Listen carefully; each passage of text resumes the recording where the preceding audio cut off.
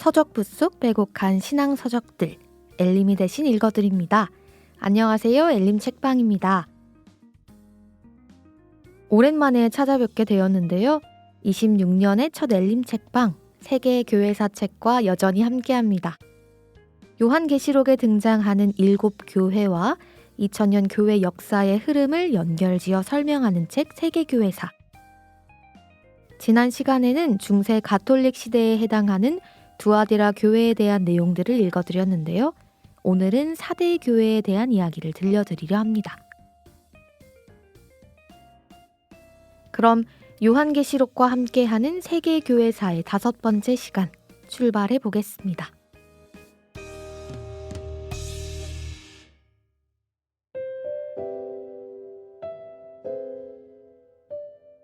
사대교회 종교개혁시대 AD 1517년에서 1700년까지 AD 1517년 마르틴 루터의 95개조 반박문을 기점으로 종교개혁 시대가 시작되었다.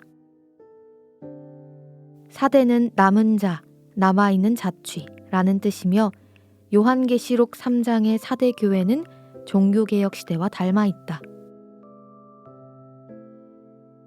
요한계시록 3장 1절 사대교회의 사자에게 편지하기를 하나님의 7 영과 7 별을 가진 이가 가라사대 내가 내 행위를 아노니 내가 살았다 하는 이름은 가졌으나 죽은 자로다. 살았다 하는 이름은 가졌으나 죽은 자. 종교개혁을 통해 가톨릭에서 나왔을 때 산 이름과 영적인 빛은 가지고 있었지만 많은 사람들이 진리에 대하여 여전히 무지한 상태였다. 중요한 교리면에서는 초대교회로 돌아갔지만 성경 전체의 가르침에는 여전히 부족한 점이 많았다.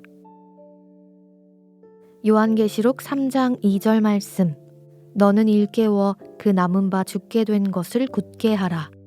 내 하나님 앞에 내 행위에 온전한 것을 찾지 못하였노니.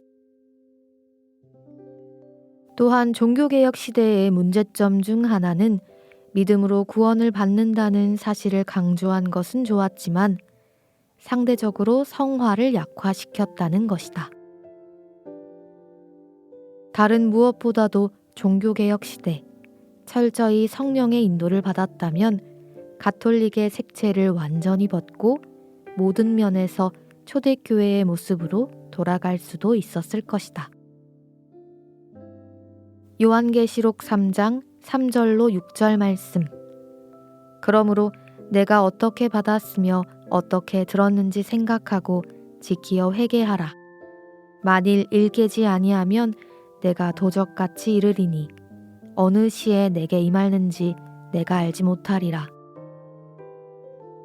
그러나 사대에 그 옷을 더럽히지 아니한 자 몇 명이 내게 있어 흰 옷을 입고 나와 함께 다니리니 그들은 합당한 자인 연고라. 이기는 자는 이와 같이 흰 옷을 입을 것이요 내가 그 이름을 생명책에서 반드시 흐리지 아니하고 그 이름을 내 아버지 앞과 그 천사들 앞에서 시인하리라. 귀 있는 자는 성령이 교회들에게 하시는 말씀을 들을지어다.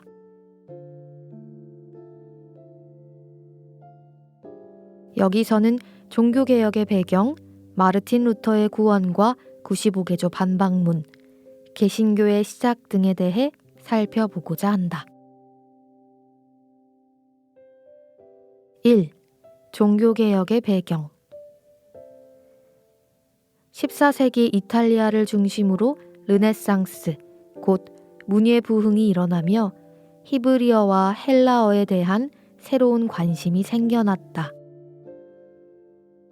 이러한 관심은 성경 원문 읽기를 유행처럼 번지게 만들었고 성경의 가르침을 재발견할 수 있도록 해주었다. 중세 가톨릭은 제롬의 벌게이트라는 라틴어 번역본만을 권위 있는 성경으로 인정했으나 성경의 원문을 읽는 붐이 생기며 사람들은 해당 번역본이 헬라어 원문과 다소 상이하다는 사실을 발견하게 된다.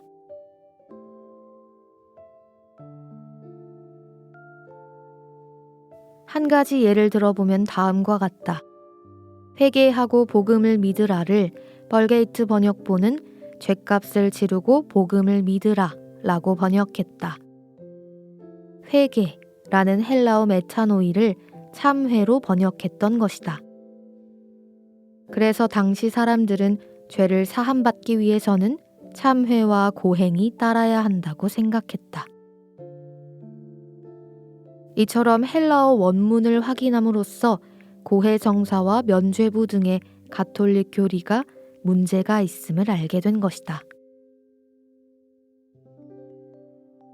성경 원문에 대한 연구는 성경 연구를 촉진하여 그동안 무비판적으로 받아들여졌던 가톨릭 교리들을 의심하게 만들고 당시 교회의 거짓과 위선을 폭로하게 만들었다.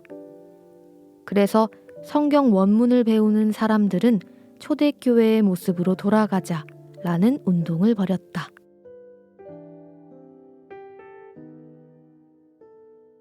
2. 루터의 구원. 마르틴 루터는 1483년 독실한 가톨릭 신자였던 부모님 아래 태어나 엄격한 가정교육을 받았다. 그는 오랫동안 꿈꿔왔던 법학과 입학 수속을 마치고 부모님이 계시는 만스팔트에 갔다가 돌아가는 길에 큰 뇌성과 벼락을 경험하게 된다. 말을 타고 가던 한 사람이 벼락을 맞아 죽어버린 것이다. 자신을 살려주신다면 당장 수도사가 되겠다고 하나님께 기도한 그는 수도원에 들어가 피나는 고행을 했고 마침내 1507년 신부로 임명되었다. 루터는 수도원에서 특히 죄 문제로 고민했는데 수도원 생활로 더러운 풍속을 피할 수는 있었지만 마음에 있는 악한 생각은 없어지지 않는다는 것을 깨닫게 되었다. 그는 하루에도 수차례 고해성사를 했지만 기억하지 못하는 죄, 부지 중에 지은 죄, 가책을 전혀 느끼지 못하는 죄들이 여전히 존재했다. 그는 성경에 매달리던 중 로마서와 갈라디아서를 상고하며 하나님의 의에 대한 새로운 이해를 갖게 된다. 로마서 1장 17절 복음에는 하나님의 의가 나타나서 라는 말씀이 기존의 생각과 다르다는 것을 알게 된 것이다.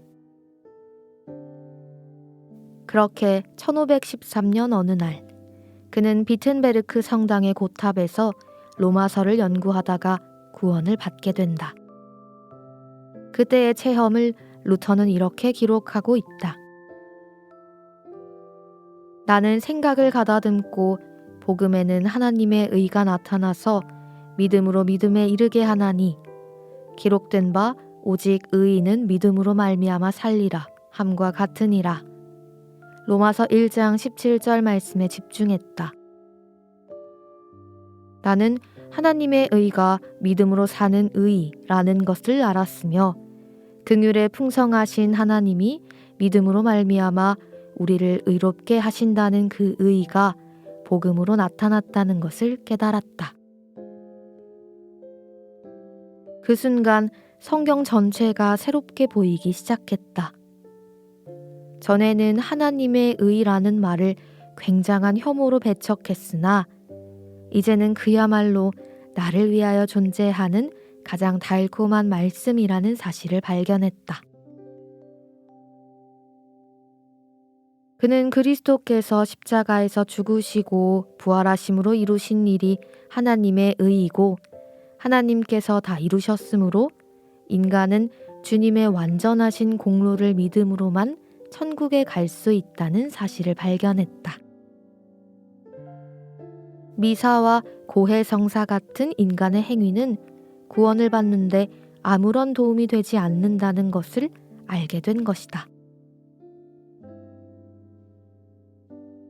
루터는 성경을 강해하며 점점 더 성경과 복음을 이해하게 되었는데 그는 1513년에서 1515년까지 대학에서 시편을 강의하였고 1515년 11월 3일부터 1516년 9월 7일까지는 로마서를 강의했다. 로마서 연구를 통해 루터의 생각은 더욱 그리스도께 초점이 맞춰졌다.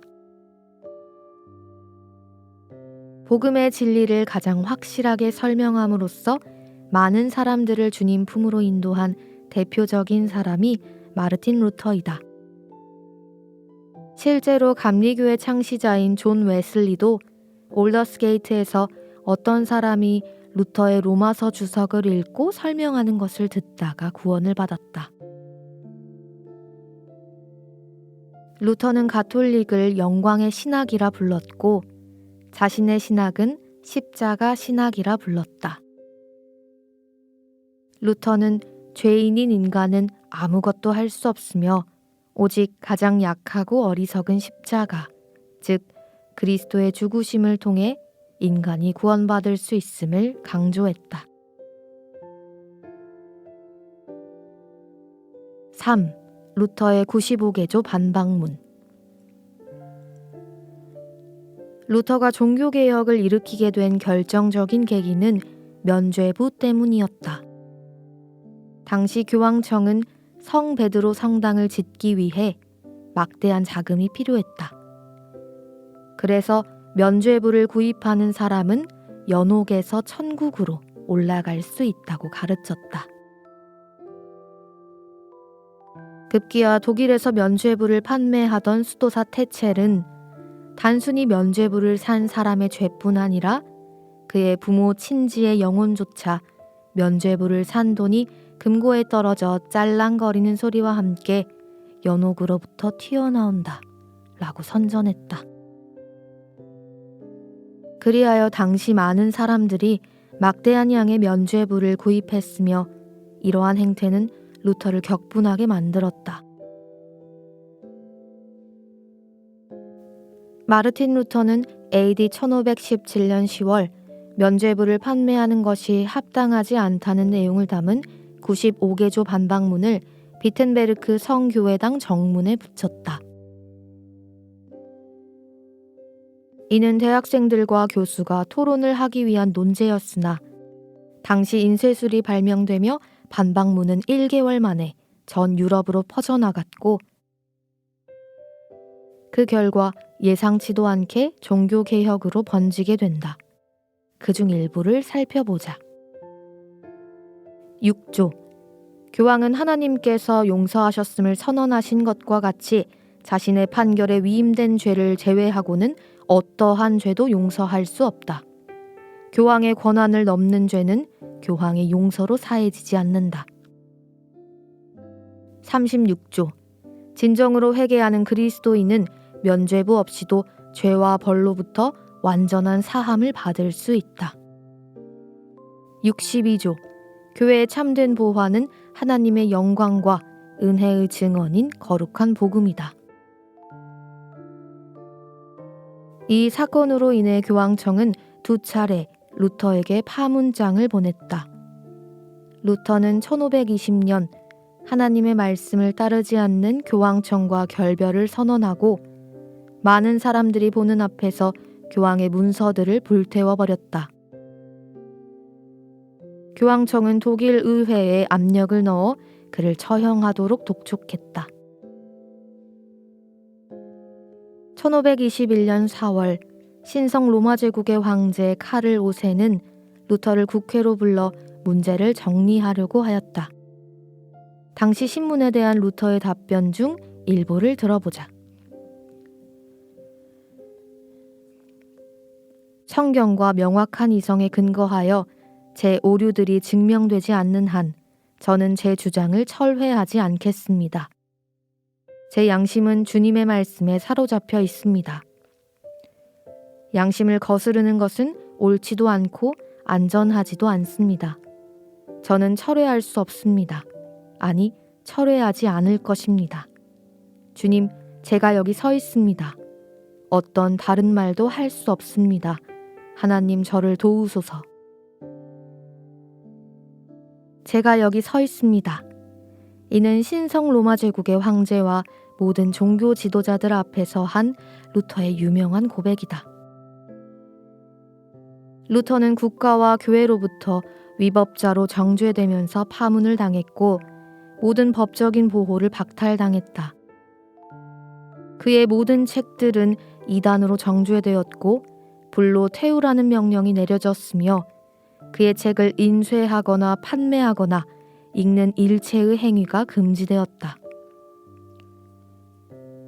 또한 루터를 돕거나 소식을 주고받는 일도 금지되었고 루터와 관계를 맺는 모든 사람들은 구속되거나 소유를 몰수당하는 처벌을 받게 되었다.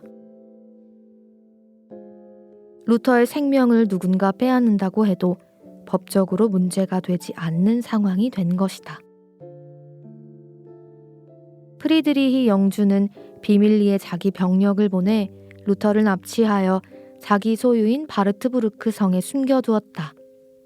루터는 이 성에서 신약 성경을 독일어로 번역했다. 그리고 가톨릭의 면죄부 등의 교리를 비판하는 여러 글을 집필했다.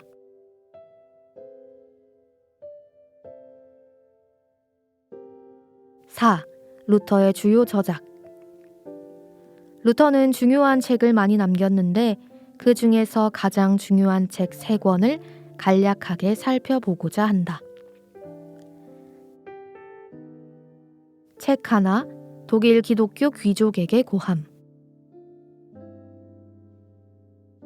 루터는 이 책에서 교황이 자기 자신을 보호하기 위해 3개의 장벽을 두르고 있다고 비판했다.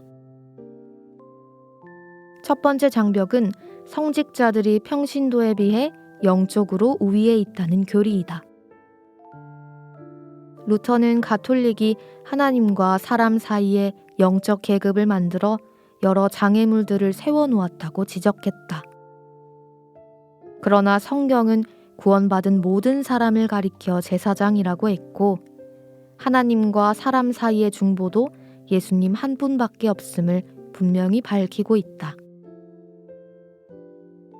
루터가 지적한 두 번째 장벽은 교황만이 성경을 실수 없이 해석할 수 있다는 것이다. 루터는 그리스도인들이 스스로 성경을 읽고 성경을 기준으로 삼아야 한다고 주장했다. 세 번째 장벽은 교황만이 합법적으로 공의회를 소집할 수 있다는 것이다. 루터는 공의회를 소집하거나 결의하는 것과 관련된 모든 권한이 교황에게만 속한다는 가톨릭의 주장을 비판했다. 그는 이 책의 맺은 말에서 다음과 같이 말했다. 내 주장이 바르다면 나는 지상에서 정죄를 받아야 할 것이다. 다만 그리스도에 의해서 하늘에서만 인정을 받아야 한다는 것을 알고 있다. 책 2. 교회의 바벨론 감금. 루터는 바벨론이 이스라엘 민족을 포로로 잡아갔던 것처럼 신앙생활을 잘하고 있던 초대교회 성도들을 가톨릭이 감금시켰다고 표현했다. 칠성사로 사람들을 가두어 복음의 본질을 보지 못하게 만들었다는 것이다. 루터는 성경 어디에도 칠성사에 대한 언급은 없었다고 말하며 7가지 성사 중에서 세례와 성찬식 2가지만을 인정했다. 책 셋. 그리스도인의 자유. 루터는 그리스도인이 믿음으로 말미암아 의롭다함을 얻었기 때문에 더 이상 율법에 얽매여 있지 않으며 동시에 자유를 얻었기 때문에 오히려 하나님과 사람의 종이 되어야 한다고 역설했다. 또한 그는 선행이 선한 사람을 만들지는 못하지만 선한 사람은 선한 일을 한다고 설명했다. 그리스도의 공로를 힘입어 자유롭게 된 그리스도인은 그 자유를 선용하며 주님의 영광을 위해 스스로 종이 되어야 한다는 것이다.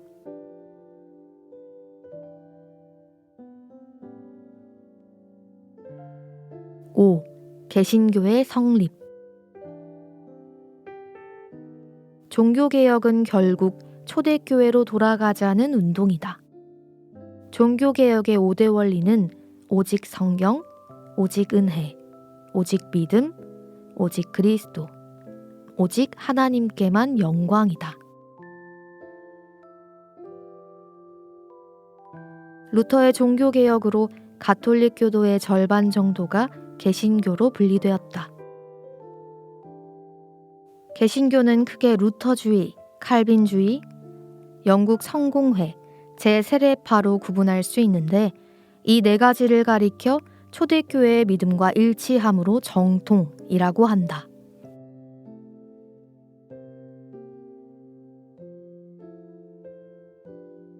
이 네 가지는 강조점이 서로 조금씩 달랐으나 그리스도의 공로를 믿음으로만 천국에 갈 수 있다는 핵심은 동일했다.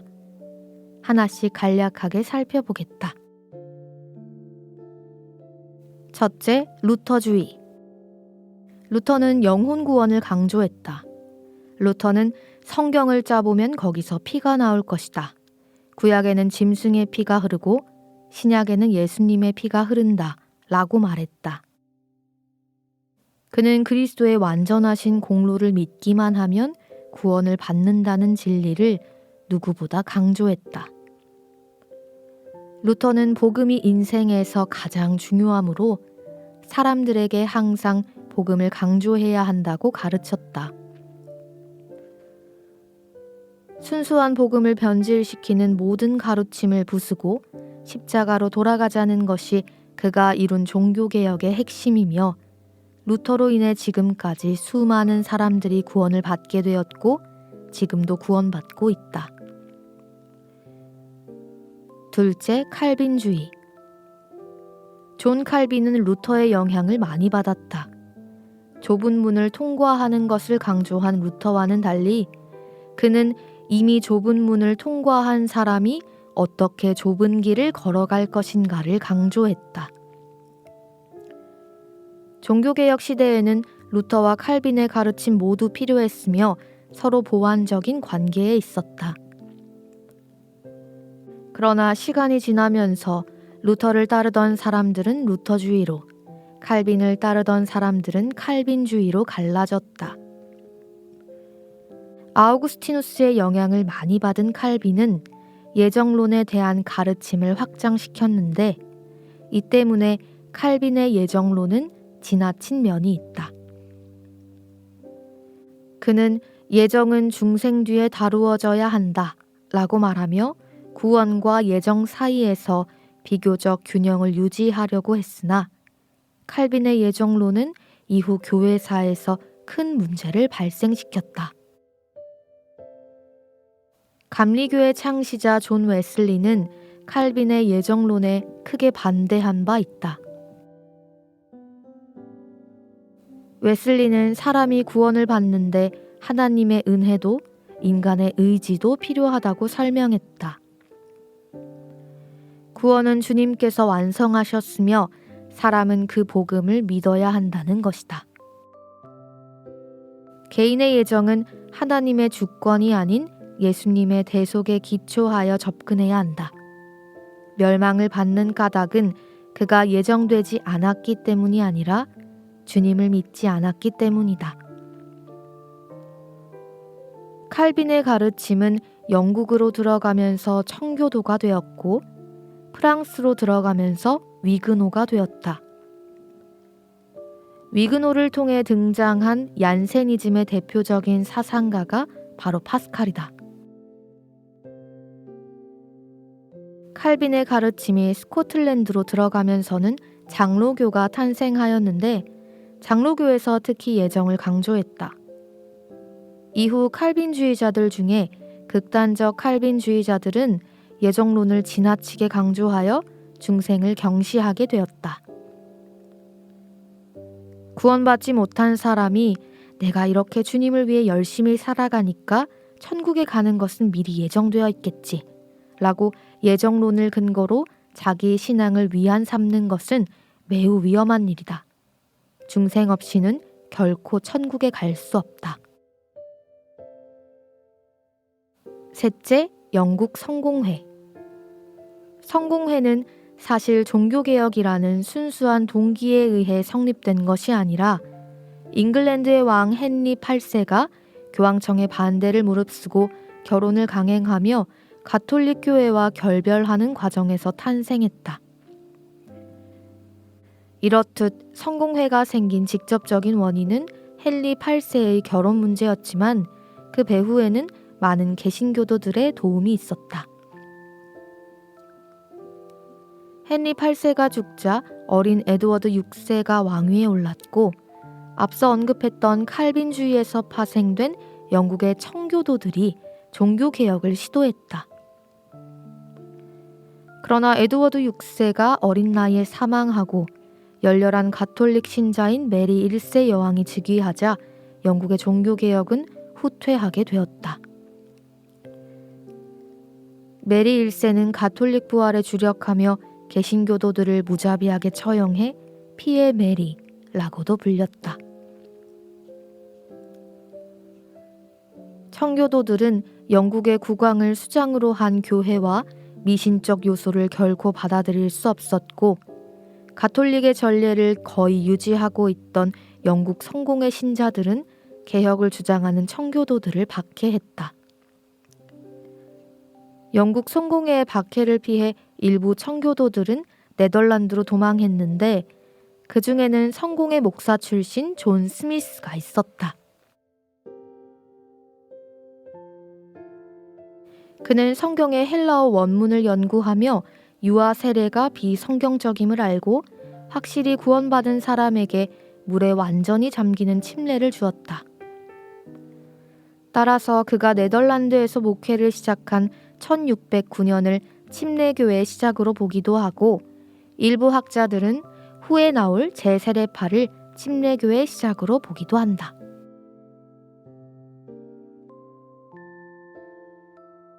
제임스 1세가 즉위하며 청교도들을 크게 박해했고 일부 청교도들은 1620년 박해를 피해 미국으로 건너가게 된다. 따라서 미국의 개신교는 중생을 강조하는 청교도의 영향을 받았으므로 거듭나는 문제를 매우 강조했고 이는 지금도 마찬가지이다. 청교도들은 대부분 침례교도들이 되고 천년왕국도 문자적으로 실제라고 하는 초대교회의 가르침을 받아들였으며 앞으로 반드시 이스라엘이 회복될 것이라 가르쳤다. 우리가 잘 알고 있는 스펄전도 청교도 중 한 명이었으며 그는 이스라엘이 다시 한번 영광스러운 국가로 존재하게 될 것이라고 설교했다. 청교도 중 대표적인 또 하나의 인물은 철로역정의 저자 존 버년이다. 버년은 성공의 성직자가 아님에도 설교를 계속했기 때문에 12년간 감옥 생활을 했다. 그 후 석방되었으나 1675년 박해가 시작되어 6개월간 투옥을 당했는데 그때 그가 집필한 것이 철로역정이다. 철로역정에는 당시 청교도들의 가르침이 잘 요약되어 있다. 한 사람이 장차 망할 성인 장망성을 떠나 천성으로 가는 과정, 멸망받을 죄의 세상을 떠나 하나님의 약속으로 들어가는 과정이 실감나게 표현되어 있다. 철로역정은 성경 다음으로 많이 팔린 책이다. 이 책을 읽으면 청교도들이 가장 먼저 죄짐을 벗는 것부터 분명히 한 뒤 신앙생활을 가르쳤음을 알 수 있다.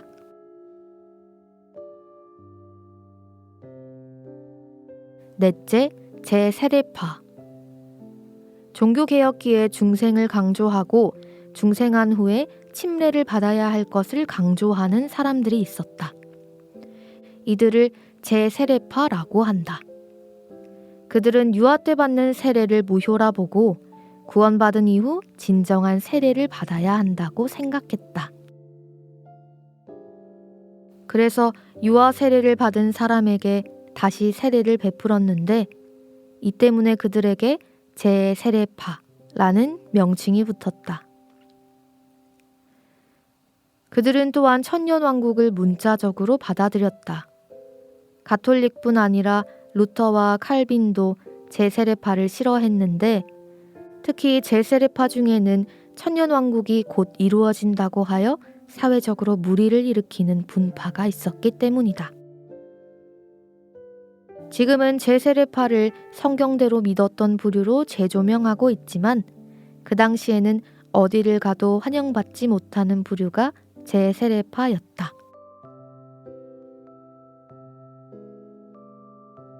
종교개혁 시대를 통해 알 수 있는 기독교 정통의 대표적인 특징은 다음과 같다. 바로 성경을 문자 그대로 믿는다는 것이다. 그리고 정통은 하나님을 지극히 거룩하신 분으로 인간을 비참한 죄인으로 인식한다. 하나님과 인간 사이에 너무도 큰 간격을 메우는 것은 오직 그리스도의 피밖에 없음을 강조하는 것이 정통이냐 이단이냐를 가르는 중요한 기준이다. 혹자는 가톨릭이 정통이라고 주장하는데 이는 전혀 사실이 아니다. AD 100년에서 300년까지의 초대교회는 그리스도의 공로를 믿음으로만 천국에 간다고 분명히 가르쳤다.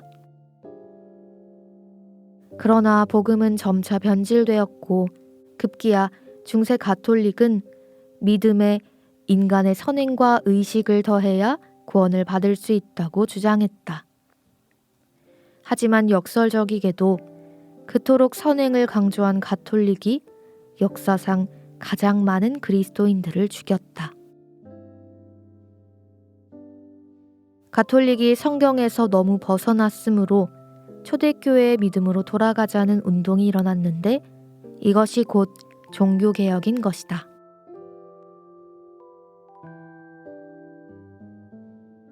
여기까지 종교개혁 시대에 해당하는 사대교회에 대한 이야기를 읽어드렸습니다. 종교개혁을 위해 싸웠던 그리스도인들의 생생한 간증을 통해 우리 교회가 전하고 있는 복음이 얼마나 성경적인지에 대해 다시 한번 생각해 볼 수 있었던 시간이었는데요. 오늘의 엘림 책방은 여기까지입니다. 다음 시간에는 영적 부흥 시대의 빌라델비아 교회 이야기로 찾아뵙겠습니다. 그럼 오늘도 주님 안에서 평안하시기를 기도합니다.